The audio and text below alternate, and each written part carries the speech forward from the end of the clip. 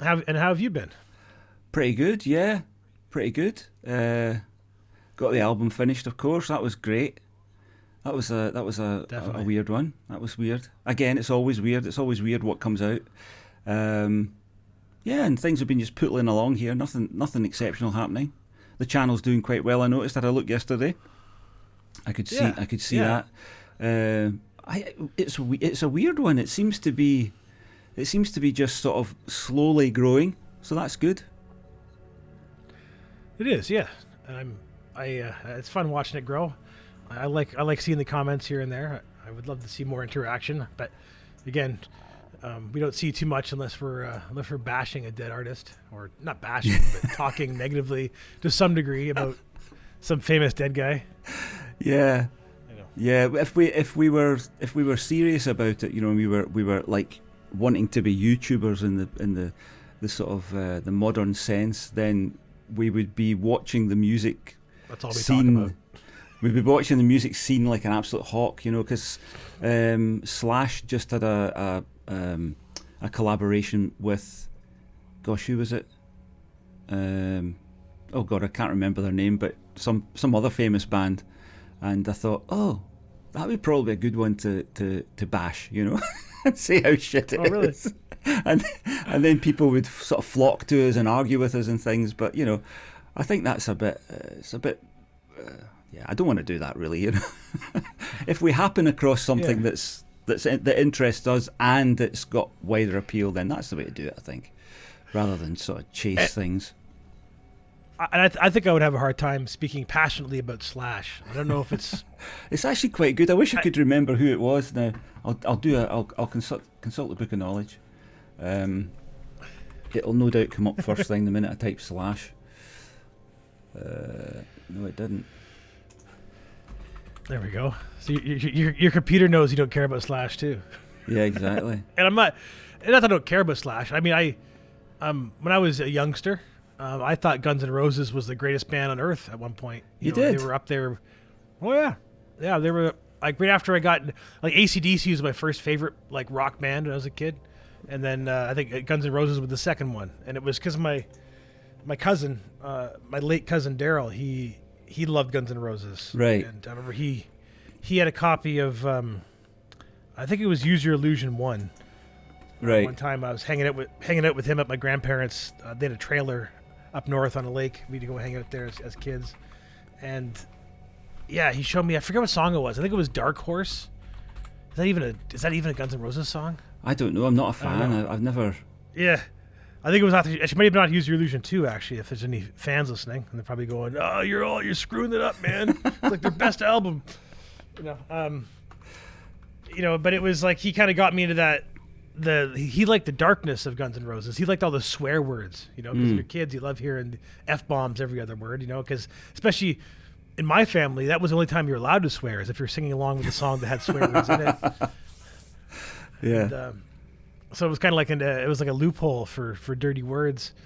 So that's kind of sad to think that Guns N' Roses. That's what appealed to me is he said fuck a lot, Yeah. Axl Rose, but it was Appetite for Destruction. My dad had that CD, which I never really picked it up until after my cousin got me into Guns N' Roses, and that was their first album. Was what really grabbed me, like most people, I think.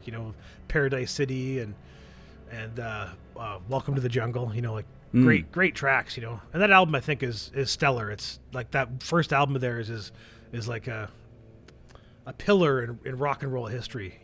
I must check it And out. I've never really given them any credence at all.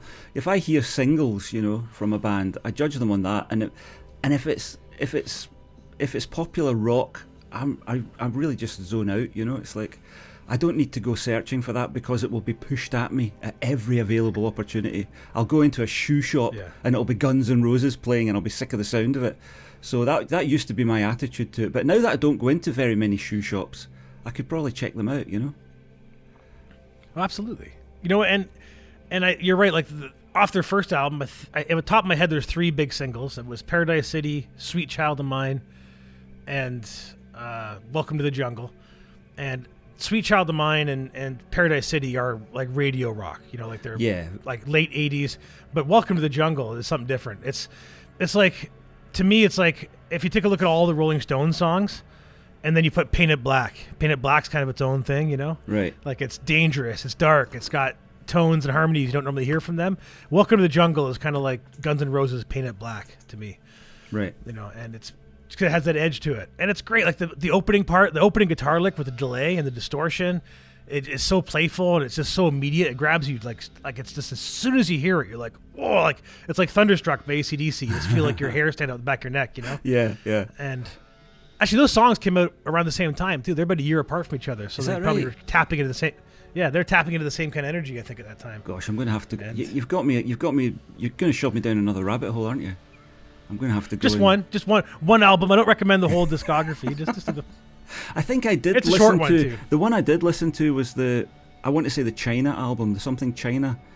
What was that called? Chinese Democracy. Chinese Democracy. I did listen to that one, I think, because I was curious about because it took years to make and all the different guitarists that were on it and things, and I thought, well, that'll be an interesting listen. It was horrific. It was horrifically overproduced is my only real memory of it. Well, it's funny because that was when I first heard that album too. I was on the bandwagon of, oh yeah, what a garbage album. Took 13 years to make it this piece of crap, you know. And then I revisited the album maybe 2 years ago, just because I was reading an interview with Slash, and they were trying to get Slash to badmouth Axl Rose and badmouth Chinese Democracy because Slash had nothing to do with that project, right?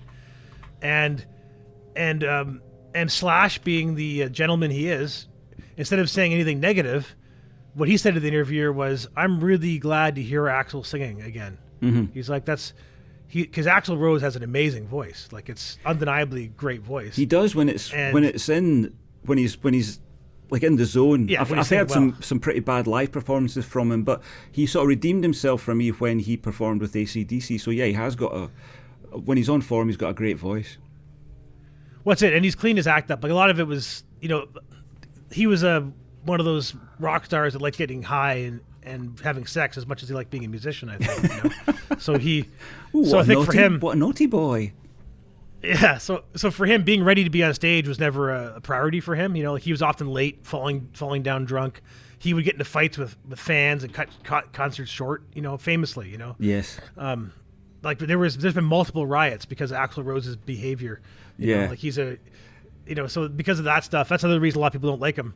And that's why I think the album got written off. You know, but after reading this interview where Slash says, "I'm just happy to hear Axl singing," you know, like.